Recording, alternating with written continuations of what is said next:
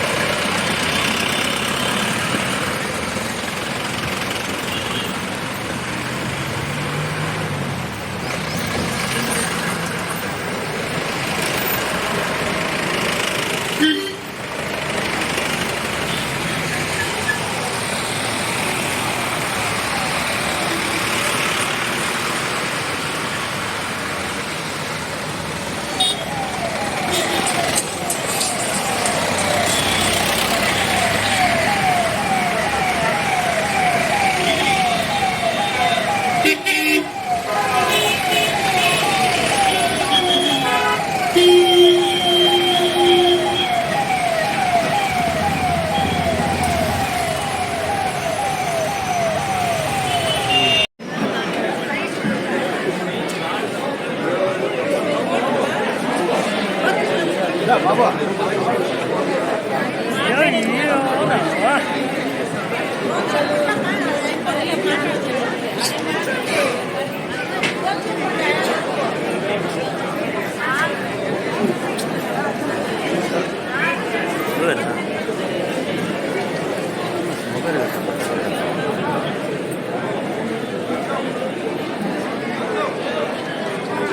అర్థం పెడతాను.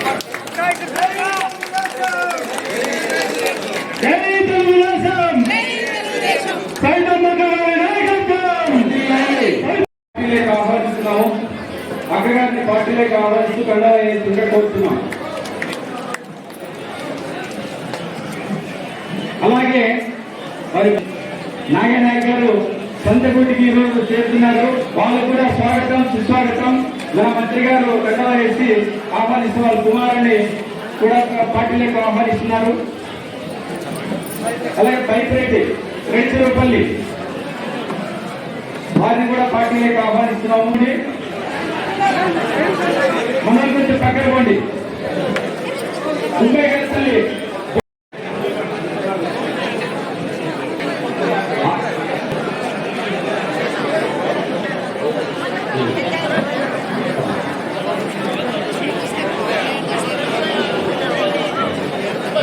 రాజు నాయక్, చక్రే నాయక్, రామస్వామి నాయక్, రాజీవ్ కల్లి, గంగమ్మ,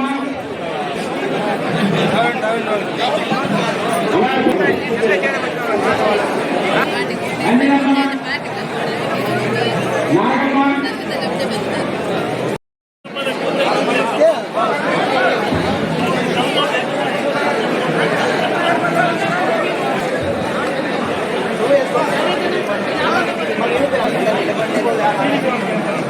మేడం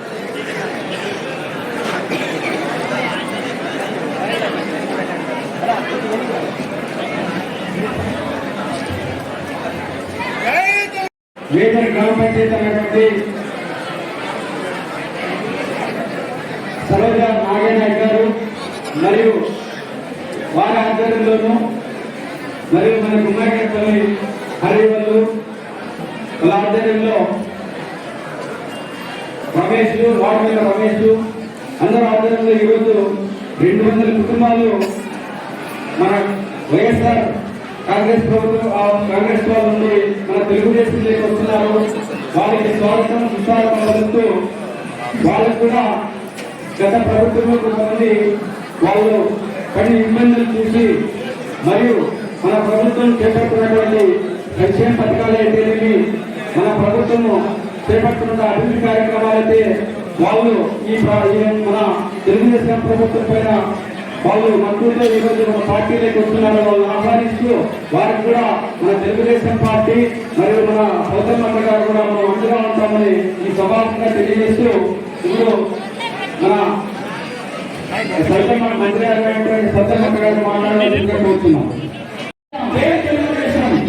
మరి ఈరోజు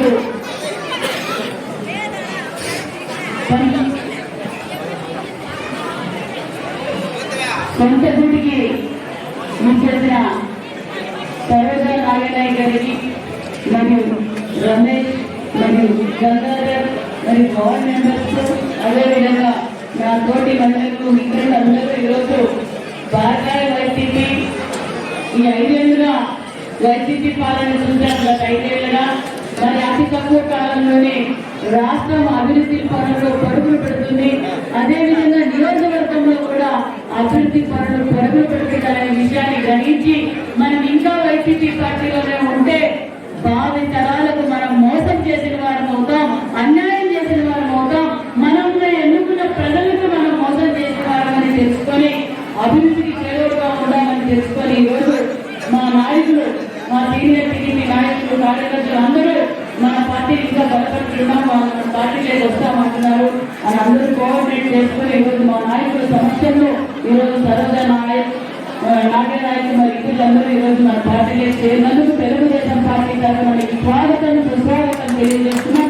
ఖచ్చితంగా నేను ఏదైతే నమ్మకంతో మా పార్టీలోకి మన పార్టీలోకి చేరారో ఖచ్చితంగా మనం అందరం కలిసి అభివృద్ధి ధ్యేయంగా పనిచేస్తామని కూడా తెలియజేస్తున్నాం. ఒకప్పుడు గోరెంట్ అంటే తెలుగుదేశం అంటే గోరెంట్లో మళ్ళీ మనం పూర్వ వైభవం తీసుకురాబోతున్న విషయాన్ని కూడా ఇది శుభ సంకేతమైన విషయాన్ని కూడా తెలియజేస్తున్నాం. మరి నేను ఈరోజు ఛాలెంజ్ చేస్తున్నా, ఇంకా దగ్గరలో ఇంకా జాయినింగ్స్ ఉన్నాయి, చేతనైతే ఆపుకోమని కూడా వైసీపీ పార్టీకి తెలియజేస్తున్న విషయాన్ని కూడా తెలియజేస్తున్నాం. మేము పని చేస్తున్న ప్రభుత్వానికి అండగా ప్రజలు కూడా తెలుసో తెలియక ఒక్క అవకాశం అని చెప్పి ఓటేయించుకున్నందుకు గత 5 ఏళ్లుగా గోరెంట్ల మండలం ఏమైందో తెలుసు, మన నియోజకవర్గం ఏమైందో తెలుసు, రాష్ట్రం ఏమైపోయిందో తెలుసు. ప్రజలందరికీ తెలిసే 11 సీట్లకే పరిమితం చేశారు. మరి ఇంకా వైసీపీ పార్టీ నాయకుడు పులివెందుల ఎమ్మెల్యే నాకు ప్రతిపక్ష హోదా వస్తే తప్ప నేను అసెంబ్లీకి రానంటున్నారు. ఇక ఉన్న సామాన్యమైన కార్యకర్తను అడిగినా ప్రతిపక్ష హోదా ఎవరిస్తారు? రాష్ట్రపతి ఇస్తారా? ప్రధానమంత్రి ఇస్తారా? ముఖ్యమంత్రి గారు ఇస్తారా? స్పీకర్ గారు ఇస్తారా? ప్రజలే ఇస్తారు. ప్రజలు తెలుసుకొని వీళ్ళకు ప్రతిపక్ష హోదా కూడా వద్దు, అది కూడా తప్పే అని ప్రజలు తెలుసుకొని 11 సీట్లు పరిమితం అయ్యారు. ఆ 11 సీట్లు రావడానికి ముఖ్య కారణం పెద్దలు రాజశేఖర రెడ్డి గారిని చూసి గెలిచారు, జగన్మోహన్ రెడ్డి గారిని చూసి కాదన్న విషయం ప్రజలందరికీ అర్థమైపోయింది. మీ అందరికీ తెలియజేసేది ఒకటే, ఖచ్చితంగా మనం అందరం కలిసి మరి అభివృద్ధిని పరుగులు పెట్టిద్దామన్న విషయాన్ని కూడా తెలియజేస్తూ మరొకసారి మీ అందరికీ తెలుగుదేశం పార్టీ తరఫున ప్రత్యేకమైన ధన్యవాదాలు తెలియజేసుకుంటూ మరి నాగనాయక్ గారు మాట్లాడతారు. దేవుని శాఖ మాటలు ప్రియతమ నాయకురాలు స్థానిక శాసనసభ్యురాలు శ్రీమతి సవితమ్మ అక్క గారికి నమస్కారం. అలాగే గౌరవ ముఖ్యమంత్రి చంద్రబాబు నాయుడు గారికి, మరి కూటమి నాయకులైన ప్రధానమంత్రి నరేంద్ర మోడీ గారికి, ఉప ముఖ్యమంత్రి పవన్ కళ్యాణ్ గారికి కృతజ్ఞతలు. ఈరోజు చాలా సంతోషంగా ఉంది. నందమూరి తారక రామారావు పార్టీ స్థాపించినప్పటి నుంచి తెలుగుదేశం ప్రభుత్వంలో కొనసాగినాను. తెలుగుదేశం పటిష్ట అభివృద్ధి కోసం చాలా పనిచేశాను. కాకపోతే 2019లో 21లో రిజర్వేషన్ కావడం, తర్వాత అక్కడ రాష్ట్ర స్థాయిలోనే 6,000 ఓట్ల మెజారిటీతో గెలవడం జరిగింది సర్పంచ్గా.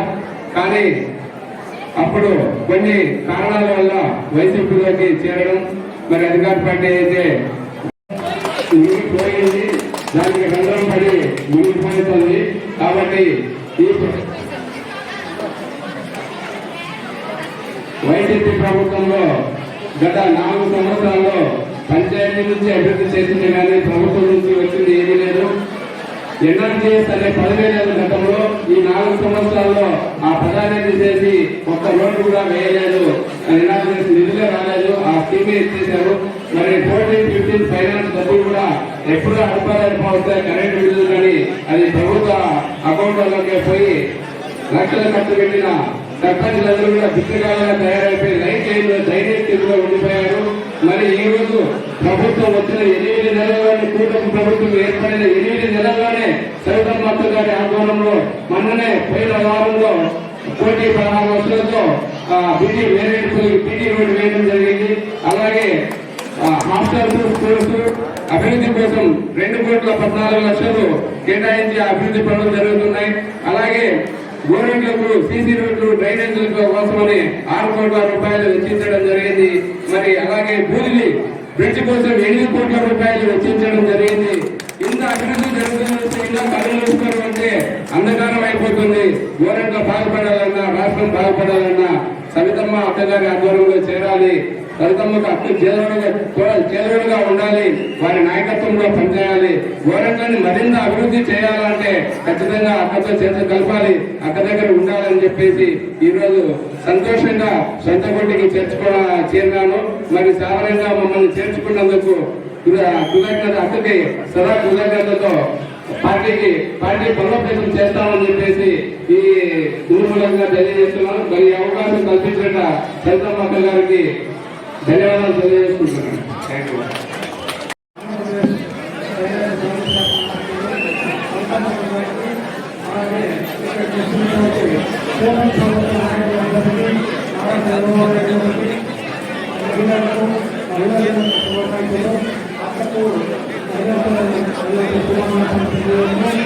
గత సంవత్సరంలో రాష్ట్రం అందమైంది,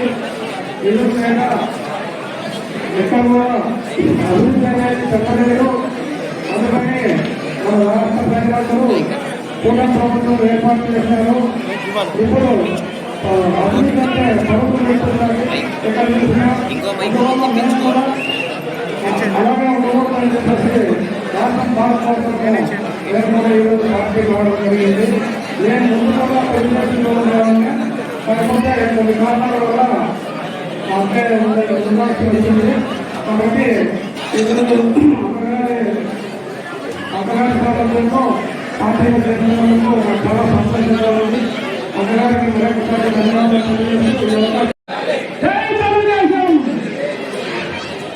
सरपंच सरोजा वादे करे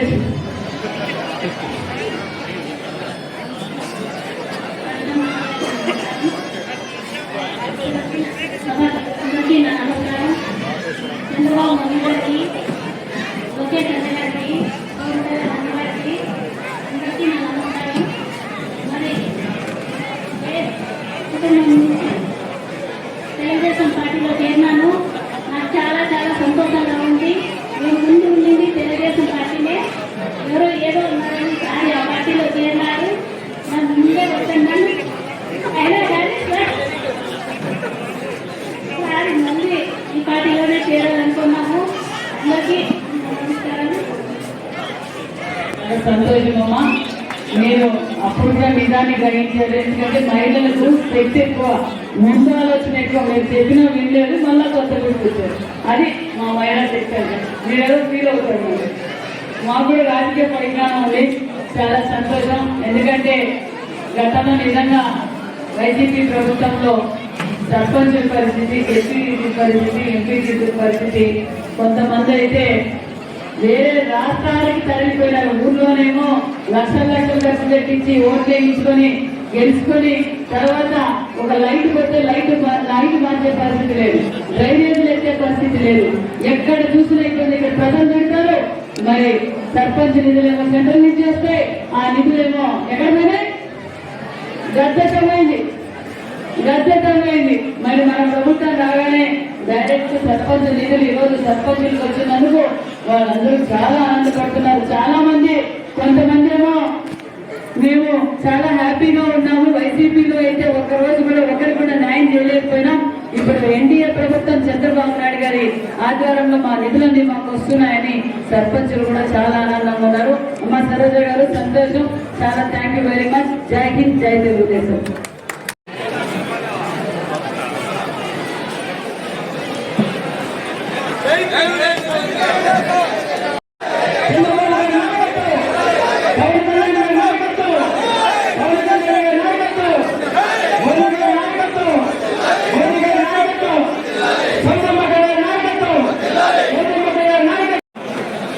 మేడం రమ్మని మేడం